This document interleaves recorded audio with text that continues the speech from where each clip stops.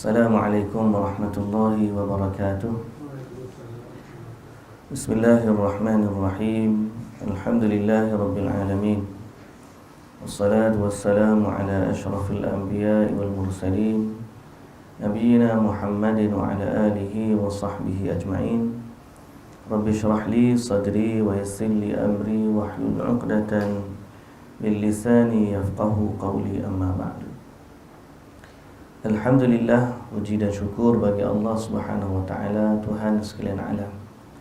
Salawat serta salam atas Nabi junjungan kita Nabi Muhammad sallallahu alaihi wasallam, juga atas ahli keluarga baginda, para sahabatnya dan para pengikutnya yang setia sehinggalah ke hari kiamat. Alhamdulillah, kita bersyukur kepada Allah di atas segala nikmat yang Allah Ta'ala bagi kepada kita.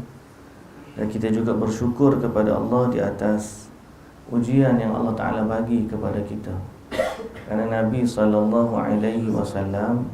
mengajarkan kepada kita untuk mengucapkan Alhamdulillahi ala kulli hal. Alhamdulillahi ala kulli hal, baik atau buruk, di sisi Allah Subhanahu wa Ta'ala kan ada kiraannya. Tinggal lagi kita baik sangka dengan Allah bahawa setiap yang berlaku dalam hidup ni pasti ada hikmah di sebaliknya. Dan inilah keajaiban yang ada dalam diri seorang mukmin, di mana Nabi SAW kata, ajaban li amril mu'min, inna amrahu kullahu khair. Ajaibnya urusan seorang mukmin, di mana kesemua urusan dalam hidupnya ada kebaikan. Inna amrahu kullahu khair. Urusan orang mukmin ni baik belaka-belaka. In asabahu sarra syakar. Kalau dia dapat benda menggembirakan, dia bersyukur. Wa in asabathu darra sabar. Kalau dia menerima mudarat, dia sabar.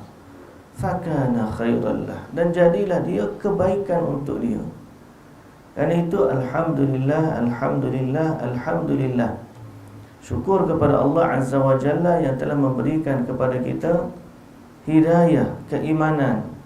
Keimanan kepada Allah, keimanan kepada dosa dan pahala, keimanan kepada hari kiamat, keimanan kepada qada dan qadar, bahawa semua yang berlaku ni tidak ada yang dapat berlaku melainkan dengan izin dan ketentuan dari Allah Subhanahu wa ta'ala. Jadi Alhamdulillah, hari ini kita dapat menyambung kuliah kita, walaupun ada sedikit kelewatan di pihak sebaran online. Mungkin sahabat-sahabat online ternanti-nanti dan tertunggu-tunggu. Namun Alhamdulillah, hari ini kita still dapat menyambung kuliah kita. Ada sedikit masalah teknikal lah, kita kata lewat sikit. Tapi Alhamdulillah, kita dapat meneruskan siri kuliah subuh kita, membacakan ayat-ayat suci Al-Quranul Karim. Baik, sahabat sekalian, hari ini kita tangguh dulu ayat yang talaqi kita. Kita terus kepada ayat tadabbur dari muka surat 27. Muka surat yang ke-27 dari juzuk yang kedua dari surah Al-Baqarah ayat 177. Surah Al-Baqarah ayat 177. Yang ni mungkin kita boleh bacalah sama-sama satu ayat ni. Dia agak panjang sikit, tapi bolehlah kita baca sama-sama sikit dulu. Baik. A'udzu billahi minasy syaithanir rajim.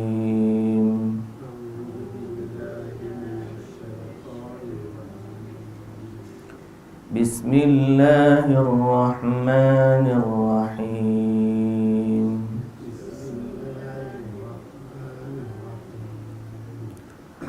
Laisal birra an tuwallu wujuhakum qibala al-masyriqi wal maghrib.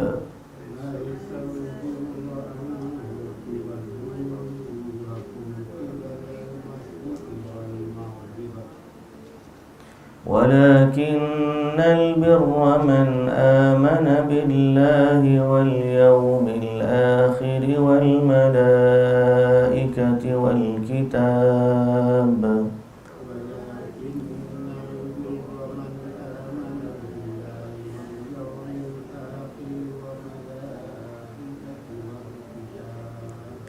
Wal tak ada wal malaikah tu ada alif lam.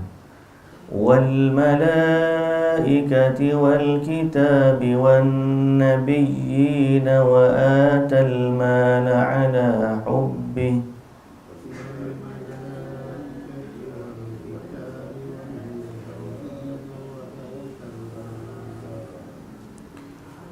وآتى المال على حبه ذوي القربى واليتامى والمساكين وابن السبيل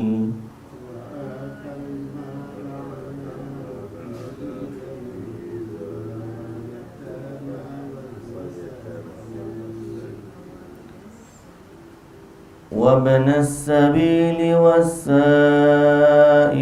وفي الرقاب وأقام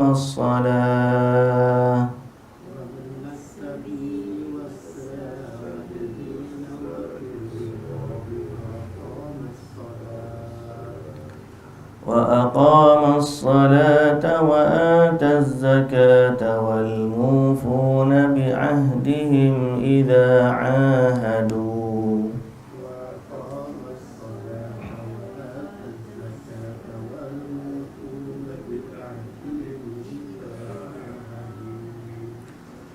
والصابرين في البأساء والضراء وحين البأس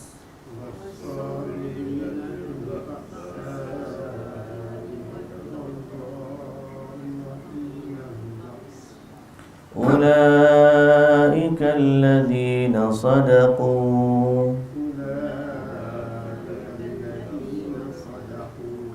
وأولئك هم المتقون.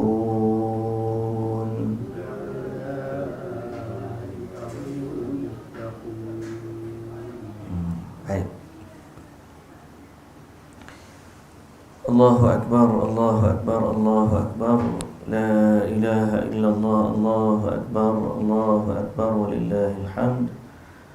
Alhamdulillah, syukur sekali lagi kita kepada Allah Subhanahu wa taala atas limpahan rahmat yang Allah Taala berikan kepada kita. Yang paling utama ialah hidayah. Hidayah di mana Allah bagi kepada kita petunjuk dan Allah menjadikan kita orang yang tunduk kepada Dia, orang yang beriman kepada Nabi Dia dan dapat mengikuti ajarannya yang terkandung dari dalam Al-Quran dan juga As-Sunnah. Dan Allah pilih pula kita menjadi orang yang berada dalam majlis ilmu, terutamanya majlis untuk kita membaca dan memahami Al-Quran. Dan inilah inti kepada agama sebagaimana yang kita sering ingatkan dalam kuliah-kuliah kita sebelum daripada ni. Dan inilah juga inti kepada apa yang kita baca hari ini, di mana firman Allah Subhanahu wa taala dalam ayat 177 surah Al-Baqarah ni, Allah Taala kata laisal birra an tuwallu wujuhakum qibalal masyriqi wal maghrib. Bukanlah kebaikan itu, kebajikan itu kamu menghadapkan wajahmu ke timur atau ke barat. Walakinnal birra man amana billah, akan tetapi kebajikan itu ialah kamu beriman kepada Allah. Siapa yang beriman kepada Allah, beriman kepada hari kiamat, beriman kepada malaikat, beriman kepada Alkitab, beriman kepada nabi-nabi.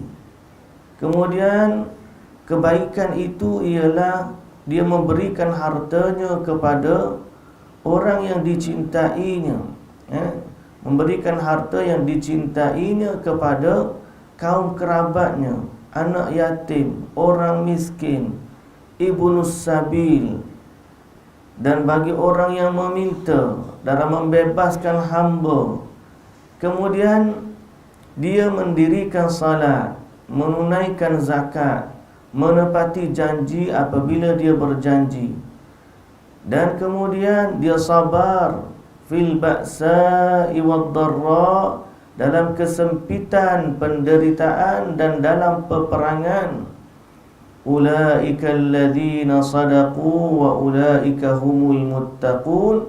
Mereka itulah orang yang benar imannya, dan mereka itulah orang yang bertakwa.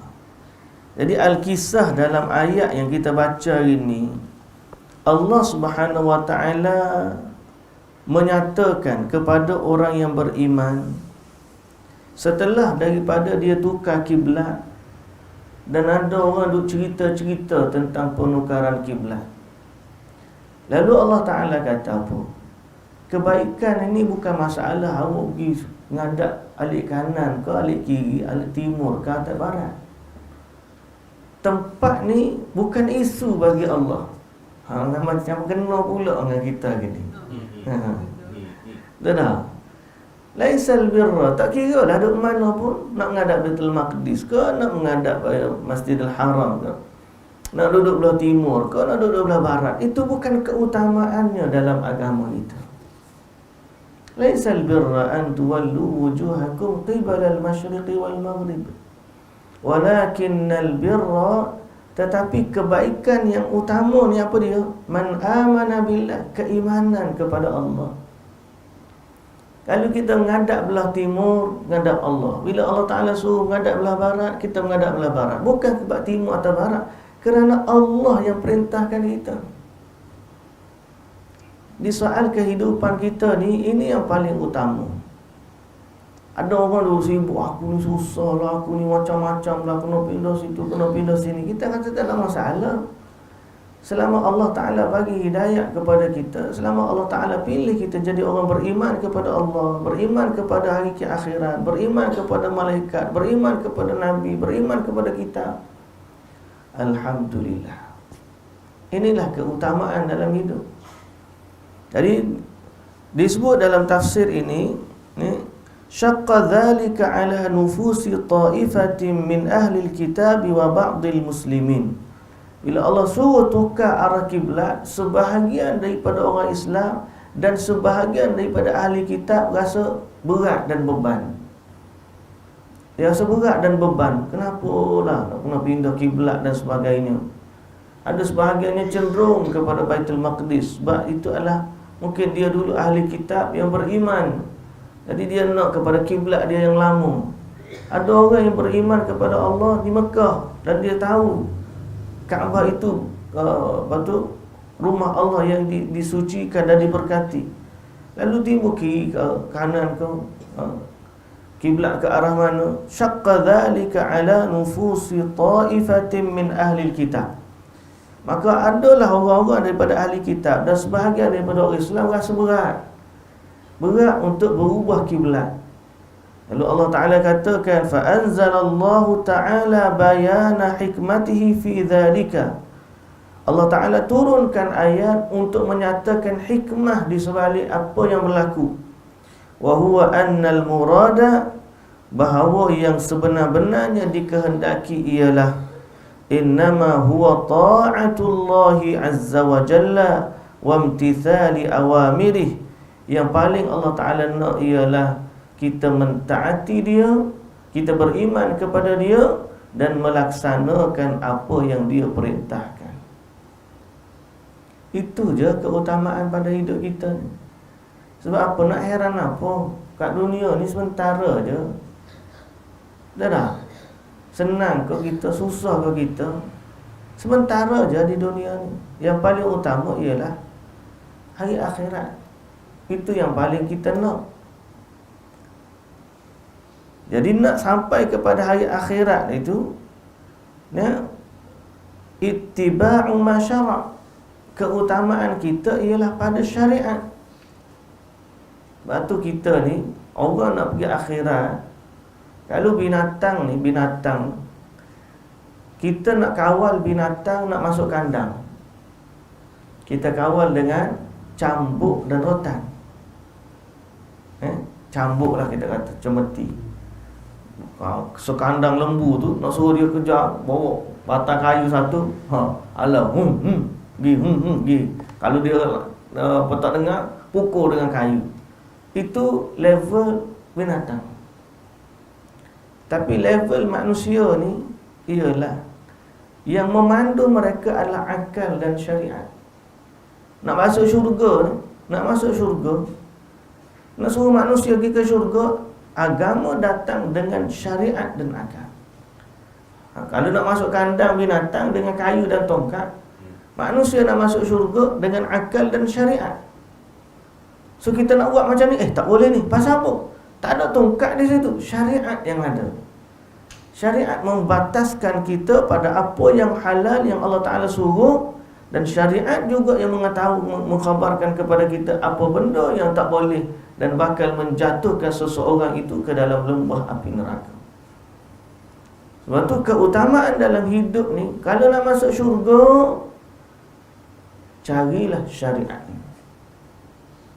Apa yang Allah Ta'ala kata, apa yang Nabi kata, ikutlah dia. Inilah yang menyampaikan kita kepada syurga Allah Subhanahu Wa Ta'ala. Dan inilah yang mendidik hati dan mendamaikan jiwa. Semoga Allah Subhanahu Wa Ta'ala memandu ubun-ubun kita kepada apa yang Allah Ta'ala suka dan apa yang Allah Ta'ala redha. Seolah-olah kita ni tali kita ni duduk pada syariat agama. Tali yang tali apa kita? Tali kekang itu. Tali tekuk kita ni duduk pada syariat. Syariat kata kanan, kananlah kita. Syariat kata kiri, kirilah kita. Dan syariat itu ialah apa yang Allah bagi tahu dan apa yang Allah wahyukan kepada Nabi sallallahu alaihi wasallam untuk sampaikan kepada kita. Baik. Walaysa fi luzumi at-tawajjuh ila jihatin min al-masyriq wal maghrib birrun wala ta'ah illam yakun an amrillahi wa syar'ihi. Dan tidaklah menghadap ke kanan, ke timur atau ke barat itu dikira baik sekiranya tidak ada perintah dari Allah.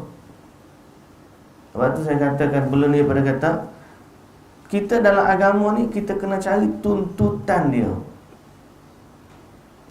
Kalau dia mau pergi menghadap belah timur dengan sangkaan ini kiblatnya Nabi Ibrahim, bagi contoh, Nabi Ibrahim dulu duduk Baitul Maqdis. Betul, tapi soalnya zaman kita, walaupun Baitul Maqdis tu mulia, kita kena tengok arahan Allah tu di mana. Sebab tu kita, ada benda kita rasa baik, ada benda kita rasa tak baik. Tapi di sisi Allah, arahan tu di mana? Jadi kalau ada arahan, walaupun benda tu kita kata bahawa perkara tu tak masuk akal bagi kita, tapi bila Allah yang memerintahkan, sami'na wa ata'na. Sebab tu bila kita pergi Mekah, saya ulang banyak kali, saya ulang bahawa orang yang pergi ke Mekah ni, bila dia dalam ihram, dia kena rasakan bahawa saat dia berada dalam ihram, dia sedang mengutip pahala yang banyak. Kenapa? Kerana dia tak potong kuku, dia tak potong rambut, dia tak pakai minyak wangi, tak tutup kepala, tak tutup muka tu. Kerana ada perintah di situ. Kalaupun dia buat pada tempat lain, dia duduk kat rumah dia tak pakai pakaian berjahit, jadi macam Sami contohnya, nampaklah kezuhudan dia. Tapi kita kata ada tak perintah agama untuk pakai macam tu? Tak ada. So bila tak ada, kekal dia sebagai benda yang biasa. Agama ni kalau ada perintah, dia jadi wajib ataupun sunat. Kalau ada larang, dia jadi haram ataupun makruh. Yang Allah Ta'ala tak kata apa-apa, dia kekal sebagai harus. Betul tak? Dalam bab hukum al-wad'i ni, kalau Allah Ta'ala suruh, dia jadi wajib ataupun sunat. Macam mana nak tahu yang wajib? Macam mana tak tahu tentang sunat? Kena tengok bentuk arahan tu, nilai tegas dia macam mana. Kalau perintah agama tu tegas dan tidak ada yang menunjukkan bahawa ada keringanan dalam perkara tersebut, maka hukum akan jadi wajib. Kalau ada perintah tapi Nabi bagi keringanan,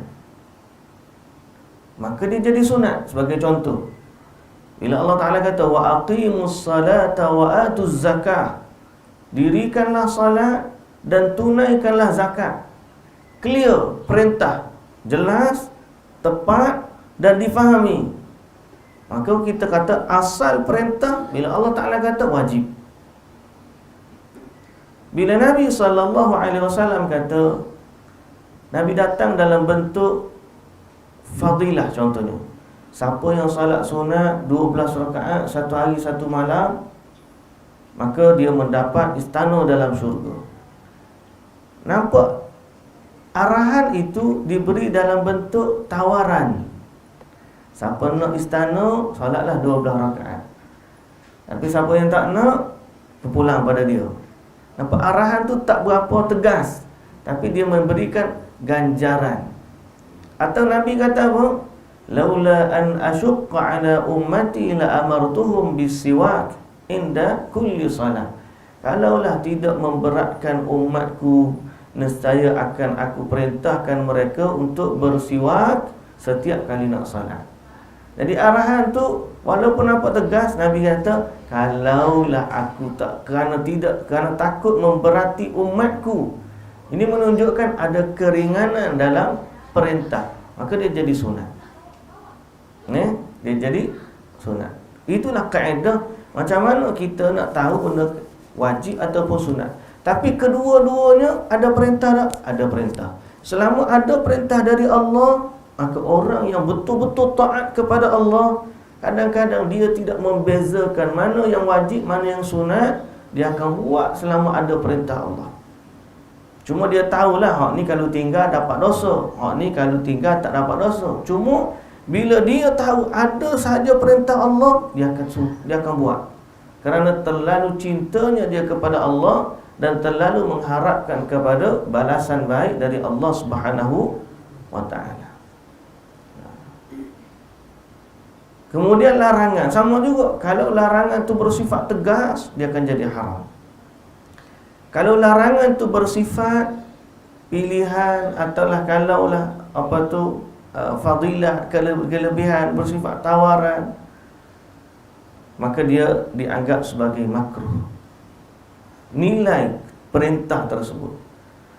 Cuma sebahagian orang bila melihat perintah, dia tengok tengok benda sunat, dia lebih cenderung untuk tinggal. Sunat je, bukan wajib pun. Dan sebahagian juga orang bila dia tengok larangan tu makruh, dia kata makruh je, boleh buat. Orang yang benar-benar beriman kepada Allah, dia mencintai Allah, dia melihat bukan soal makruh ataupun sunat semata-mata. Dia melihat yang memerintahkan dia tu siapa? Allah. Sebab tu guru kami dalam kelas dulu kata sebahagian orang belajar tahu benda sunat untuk tinggal, dan belajar tahu benda makruh untuk buat. Belajar ni wajib ke sunat? Sunat. Sunat tak apa, tak buat. Hak ni apa pula? Ni makruh. Makruh buat tak apa tak dosa tak. Kalau buat, kalau tinggal dapat pahala. Kalau buat tak dosa kan. Dia pun buat. Dia tahu benda makruh untuk buat, dia tahu benda sunat untuk tinggal. Terbalik. Orang yang hati dia benar beriman kepada Allah, dia tahu benda sunat untuk buat, dia tahu benda makruh untuk tinggal. Kerana apa? Kerana dia terikat dengan larangan dan perintah dari Allah Subhanahu wa ta'ala. Jadi sebab tu ini antara termasuk pengagungan seorang terhadap Allah Subhanahu wa ta'ala. Baik, jadi kebaikan itu sebenarnya pada kita beriman kepada Allah, beriman pada hari kiamat, beriman dengan malaikat, beriman dengan kitab, beriman dengan Nabi. Lepas tu Allah Subhanahu Wa Taala dia bagi tahu kepada orang musyrikin, yang mana orang musyrikin ni dia jaga Kaabah. Oh, jaga Kaabah, bukan jaga masjid biasa tak jadi AJK dah. Nak ni dijaga Kaabah ni. Tahu? Jaga Kaabah lagi dahsyat ni. Bukan sekadar jadi Kaabah, jaga Kaabah, bagi pula makan orang haji. Sehingga mereka Quraisy ni bangga. Dia rasa dia mulia sebab dia jaga Kaabah, dia bagi jamaah haji makan, dan dia pula rasa mereka dimuliakan oleh Tuhan. Sehingga Abraha nak mari serang pun Abraha dihancurkan oleh Allah yang Maha Berkuasa. Jadi orang musyrikin Mekah dia rasa, oh, dia ni satu bangsa yang superior lah, kata-kata, yang hebat. Lalu Allah Ta'ala kata dalam Quran, aja'antum siqayatal haji wa imaratal masjidil haram kaman amana billahi wal yawmil akhir wa aqama as-salat wa kaman amana billahi wal yawmil akhir wa jahada fi sabilillah. Apakah kamu rasa orang bagi minum kepada jemaah haji dan mengimarahkan Masjidil Haram sama di sisi Allah dengan orang beriman kepada Allah, beriman dengan hari akhirat dan berjihad fi sabilillah? Allah Ta'ala kata, la yastawuna indallah, tak sama. Kalau kamu jaga masjid, kamu bagi jemaah haji minum, tapi kamu tak beriman kepada Allah, banding kepada orang yang beriman kepada Allah, beriman kepada hari kiamat, berjihad pada sabilillah, cuma dia tak ada peluang nak jaga Masjidil Haram, Allah Ta'ala kata tak sama. Iman kepada Allah tu tak terbanding dengan amalan perbuatan yang dibuat dalam keadaan syirik. Sebab dia jaga Masjidil Haram tujuan apa? Dia bagi orang jemaah haji tujuan apa? Mungkin kerana mereka rasa itu kerja mereka sebagai penjaga Mekah. Tapi bila diminta beriman kepada Allah, mereka tak nak. Orang musyrikin. Jadi apa yang dia buat, sebesar-besar amalan, jaga rumah Allah yang paling suci, bagi makan kepada tetamu Allah yang datang berbondong-bondong daripada luar, tak akan sama dibandingkan dengan orang yang beriman kepada Allah dan hari akhirat. Jadi di sinilah ayat yang kita nak suruh faham bahawa kebajikan itulah yang paling utama, bukan masalah nak menghadap kiblat mana. Dan ini juga kita nak pesan kepada orang. Kadang-kadang orang ni dia nak semayang, nak kena ada gambar Kaabah depan dia. Betul tak? Sejadah nak kena ada gambar Kaabah. Depan pintu tu nak kena ada gambar pintu Kaabah, seolah-olah duduk multazam pasal gambar pintu Kaabah depan dia masa semayang. Kita orang beriman, kita tak penting depan kita apa. Sejadah kita kosong, tak ada sejadah sekalipun. Bila dia angkat takbir Allahu Akbar, yang ada dalam hati dia ialah keimanan kepada Allah, bahawa dia nak tunduk dan taat kepada Allah, penguasa alam semesta. Kita tak heran sejadah kita ada gambar Kaabah ke tak ada. Setengah orang tak boleh ni ada kena gambar Kaabah. Tak boleh tu bukan kita kata dia kata wajib, cuma dia prefer. Kalau dia semayang, dia nak cari sejadah ada gambar Kaabah, kita kata tak rasa. Ada orang bila semayang depan Kaabah rasa memang hebat, baguslah. Tapi bila balik dia rasa macam balik seperti sedia kala. Tapi orang beriman kepada Allah, dia pergi Mekah, dia semayang, memang alhamdulillah ada fadilah.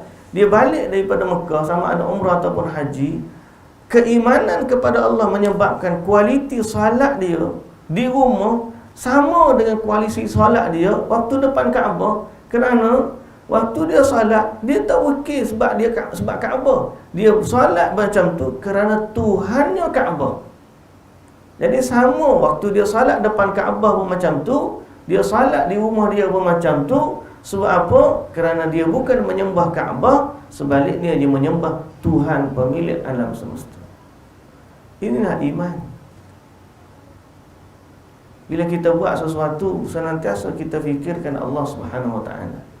Jadi Allah Taala nafikan kebaikan ni bukan soal duduk tempat mana-mana, tapi kebaikan ini ialah pada beriman kepada Allah dan hari kiamat. Dan seterusnya. Ni ayat ini merangkumi banyak sangat daripada amal-amal kebajikan yang Allah Ta'ala sebut untuk memberikan gambaran bahawa bukanlah menghadap Kaabah itu yang paling utama. Wa atal mala ala hubbihi dhawil qurba, ay akhrajahu wa huwa muhib lahu raghibun fihi. Wa atal mala ala hubbihi, dia memberikan harta yang dicintainya. Kenapa Allah Ta'ala sebut yang dicintainya? Kerana berinfak harta dalam keadaan hati sayang kepada harta lebih besar pahala daripada hati yang tidak sayang kepada harta. Atau dalam bahasa lain, infak benda yang kita sayang lebih banyak pahala daripada infak benda yang kita dah tak sayang.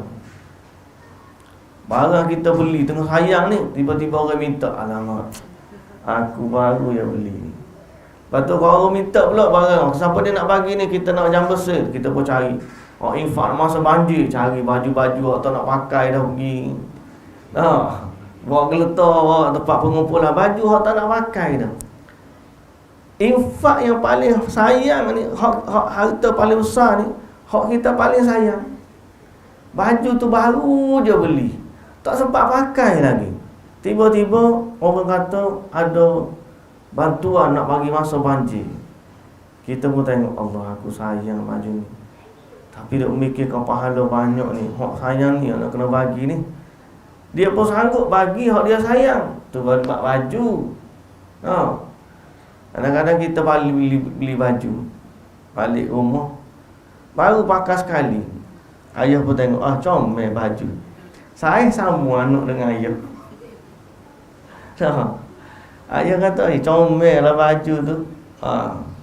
Kita bila dia kata comel tu tak apalah, boleh tak apa, insyaAllah.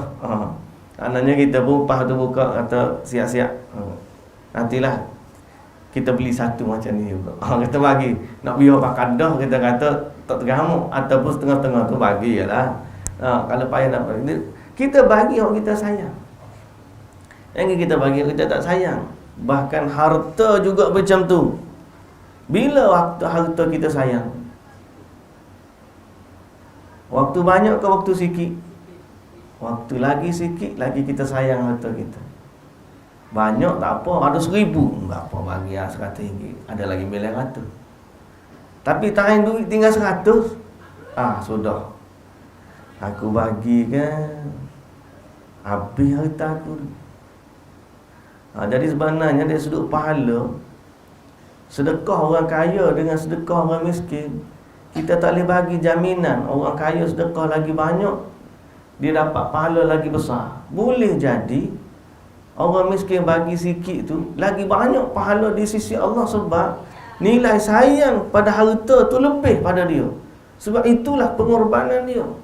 Dalam hadis Nabi SAW sebut, Nabi kata apa? Afdalus sadaqati an tasaddaqa wa anta sahihun syahihun ta'mulul ghina wa takhshal faqr. Sebaik-baik sedekah yang kamu sedekah ialah waktu kamu sihat dan waktu kamu kedekut. Syahih maknanya sayang kepada harta tengah sihat. Aku nak gunalah duit ni. Kalau orang tak sihat, dia memang tak boleh guna. Betul tak? Dia dah bedridden. Nak pergi mana, nak pergi jalan pun tak boleh. Dia nak makan pun tak boleh. Dah nak makan nasi 2-3 surat tu. Nak pergi makan durian musaki pun lagi tak boleh dah dia. Pasal apa? Dia dah sakit. Harta ada, dia pun tak boleh nak guna. Tak apa lah, mari ambil lah. Okey, Kita tak kata tak ada pahala. Ada pahala, insya-Allah, mudah-mudahan. Tapi nak banding orang yang mana tengah sihat ni, harta dia boleh guna, dia boleh pergi jalan sana, jalan sini, buat benda tu, buat benda ni, makan situ, makan sini. Tiba-tiba orang mari minta. Dalam keadaan dia sihat boleh guna harta dia, syahihun, dan dalam keadaan dia sayang pada harta tu. Tiba-tiba dengan berat hati dia pun dengan senang hati dia bagi harta yang dia sayang. Maka Nabi SAW kata, inilah sebaik-baik sedekah di saat ta'mal ghina wa takhshal faqr. Di saat dia bercita-cita membanyakkan harta dan takut kepada kefakiran. Baik. Zawil qurba, dia bagi kat siapa? Harta dia nombor 1 disebut dalam ayat ni, zawil qurba, kaum kerabat dulu. Kemudian baru anak yatim. Kemudian baru orang miskin. Kemudian baru ibnu sabil. Kemudian baru orang meminta-minta. Kemudian dalam membebaskan hamba. Jadi bila Allah Ta'ala sebut turutan-turutan ini menunjukkan bahawa yang disebut yang pertama lebih utama daripada yang seterusnya. Jadi apa yang paling utama nak bagi harta infak? Kaum kerabat dulu. Lepas kaum kerabat, anak yatim. Lepas anak yatim, orang miskin. Lepas orang miskin, ibnu sabil. Lepas ibnu sabil, barulah orang meminta-minta. Mari duk minta-minta tu, kadang-kadang dia bukan susah sangat pun. Nah, dia kalau orang betul-betul susah sampai ke tahap dia tidak mau minta-minta, itu lebih utama. Tambah dia pula kaum kerabat, wasailin wa fir riqab, dan dalam membebaskan hamba sahaya. Jadi bagi infak untuk merdekakan hamba. Wa aqamas salah, yang seterusnya mendirikan salat. Mendirikan salat. Membebaskan hamba tadi, wahumul mukatabun alladhina la yajiduna ma yu'addunahu fi kitabatihim. Macam mana membebaskan hamba dengan harta? Pertama, kita beli dia, kita merdekakan dia. Kalau ada hamba lagi lah. Yang kedua, hamba ni minta dengan bos dia, saya nak tebus diri saya. Dia panggil mukatab. Macam Salman Al-Farisi minta dengan tuan dia nak merdeka. Tuan dia kata boleh dengan syarat kamu tanam 300 pokok kurma. Pergi cari 300 pokok kurma, tanam. Jadi lepas kamu tanam 300 pokok, kamu merdeka. Bos dia offer macam tu kat dia. Jadi bila dah Salman dapatkan dapatkan persetujuan tersebut, dia pergi jumpa Nabi SAW, dan Nabi kata siapa-siapa boleh bantu Salman, bantulah. Maka orang infak. Seorang bawa 1 pokok ni, bawa 2 pokok, orang ni kita tolong tanam. Akhir sekali habis semua tanam, Salman pun merdeka. Jadi memerdekakan hamba ni sama ada kita beli hamba tu merdeka, seperti mana Abu Bakar As-Siddiq beli Bilal bin Rabah. Abu Bakar dia pergi beli Bilal, lepas dia beli merdeka. Ataupun orang tu, hamba tu dah ada persetujuan dengan tuan dia, kita bantu untuk bayar. Jadi infak harta. Sama pak kita ni pun macam tu juga. Siapa yang nak pahala banyak, beli bangunan ni wakaf. Kita tengah cari duit dana. Beli tu, beli bagi. Itu lagi kita seronok, kita pun tak kena cari dana. Tapi kalau dah kita dah dapat persetujuan dengan owner kata boleh bayar sikit-sikit, kita pun pakak-pakak cari-cari sikit sebanyak dapat. Baik, wa aqamas salah wa ataz zakah wal mufuna bi ahdihim idza ahadu, yang tepat janji dia apabila dia berjanji. Was-sabirina fil ba'sa'i wad-dharra'i wa hinal ba's, dan orang yang sabar waktu dia ditimpa kesempitan, kesusahan, dan juga waktu peperangan. Ulaikal ladzina sadaqu, mereka itulah orang yang benar beriman dengan orang yang memiliki sifat-sifat ini. Mereka itulah yang orang-orang yang benar dan mereka itulah orang yang bertakwa kepada Allah Subhanahu wa taala. Jadi mudah-mudahan Allah Taala menjadikan kita cinta kepada kebaikan melebihi cinta kepada keduniaan, cinta kepada dunia. Walaupun kita kata memang kita perlu kepada perkara-perkara ataupun bekalan-bekalan duniawi, tapi yang paling lebih kita perlu ialah bekalan-bekalan ukhrawi, bekalan akhirat kita. Itulah yang paling utama yang kita harapkan agar Allah Subhanahu wa taala bantu dan pandu kita. Allahu taala alam. Jadi kita berhenti setakat tu dulu. Alhamdulillah 7.30 kita akan sambung besok hari. Dan insya-Allah esok hari kita salat subuh sinilah. Kita salat subuh sini, kita terus kuliah sampai 7.30. Sedang eloklah pelajar-pelajar dia masuk ke 8, dia start hari dalam 7.30 tu. Mula datang insya-Allah. Wallahu ta'ala alam. Subhanakallahumma wa bihamdika asyhadu an la ilaha illa anta astaghfiruka wa atubu ilaik. Assalamualaikum warahmatullahi wabarakatuh.